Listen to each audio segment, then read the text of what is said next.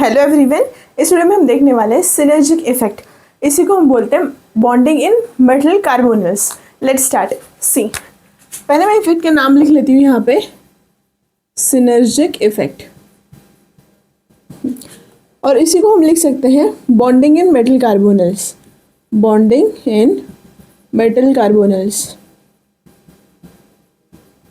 अब देखो ये किस टाइप की इंटररिएक्शन है वो तो हम देखेंगे ही, लेकिन यहाँ पे हमें सिर्फ एक ही टाइप का लिगैंड चाहिए, वो है कार्बोनिल।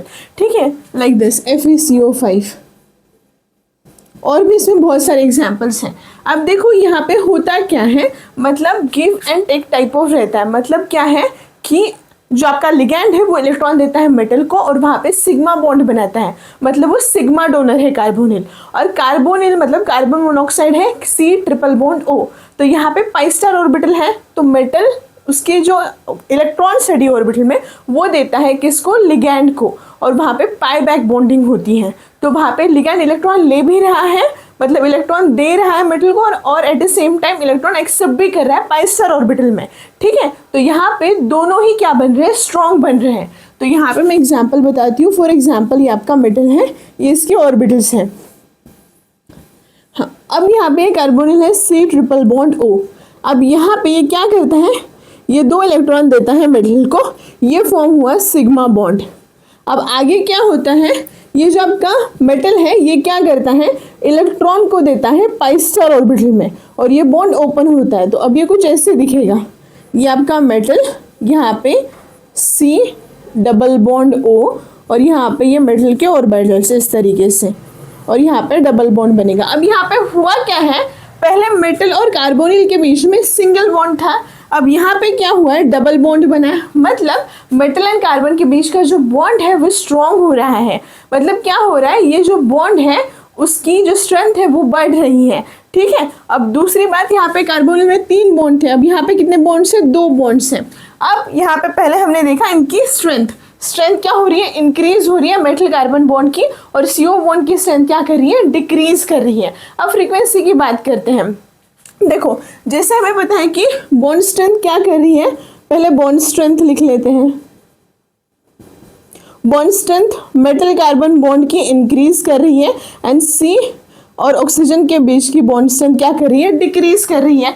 अब फ्रीक्वेंसी की बात करते हैं। तो अब देखो यहाँ पे पहले जो बॉन्ड था वो सिंगल बॉन्ड था, ठीक है, अब कौन सा हो रहा है, डबल बॉन्ड हो रहा है। मतलब उसकी फ्रीक्वेंसी क्या हो रही है, इंक्रीज हो रही है। मतलब यहाँ पे म्यू क्या हो रहा है, मेटल कार्बोनिल बॉन्ड के लिए जो फ्रीक्वेंसी है वो क्या हो रही है, इंक्रीज कर रही है, और CO के लिए फ्रीक्वेंसी क्या हो रही है, डिक्रीज हो रही है। क्योंकि यहाँ पे क्या है, ये ट्रिपल बॉन्ड था, अब क्या हुआ है, डबल बॉन्ड है। ठीक है, तो यहाँ पे फ्रीक्वेंसी क्या करेगी, डिक्रीज करेगी। मेटल कार्बोनिल के केस में मेटल और कार्बन के बीच का बॉन्ड डबल बन रहा है, तो बॉन्ड स्ट्रेंथ इंक्रीज कर रही है। तो जितना ज़्यादा बॉन्ड स्ट्रॉन्ग उतनी ही क्या होगी, मेटल की जो फ्रीक्वेंसी है वो भी क्या करेगी, मेटल कार्बन बॉन्ड की फ्रीक्वेंसी भी क्या करेगी, इंक्रीज करेगी। ठीक, इस तरीके से हमने यहाँ पे देखा सिनर्जिक बॉन्डिंग, सिनर्जिक इफेक्ट देखा। तो ये कहाँ पे होता है, मेटल कार्बोनिल्स में होता है।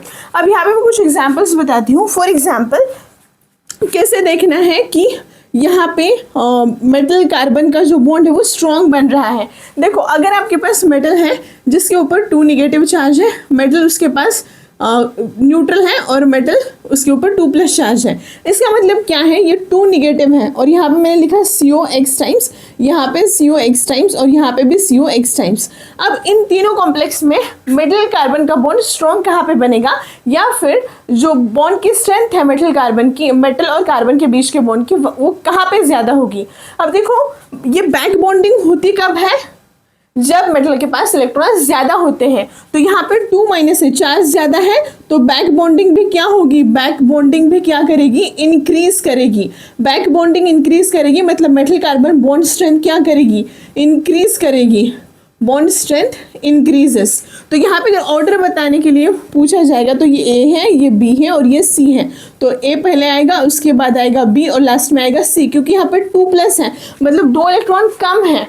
ठीक, 2 इलेक्ट्रॉन कम मतलब वो इतना अच्छी तरीके से बैक बॉन्डिंग नहीं कर पाएगा, तो वहाँ पे जो डबल बॉन्ड है उसकी स्ट्रेंथ क्या होगी, कम होगी। ठीक है। तो जितना ज़्यादा मेटल इलेक्ट्रॉन रिच उतनी ही ज़्यादा बैक बॉन्डिंग, और जितनी बैक बॉन्डिंग होगी उतना मेटल कार्बन का बॉन्ड क्या होगा बच्चों, स्ट्रॉन्ग होगा, और कार्बोनिल का बॉन्ड क्या होगा, वीक होगा। और फ्रीक्वेंसी भी क्या करेगी, यहाँ पे मेटल कार्बन बॉन्ड की जो फ्रीक्वेंसी है वो इंक्रीज करेगी और इसकी फ्रीक्वेंसी क्या होगी, डिक्रीज होगी। इस तरीके से हमने यहाँ पे देखा सिनर्जिक इफेक्ट।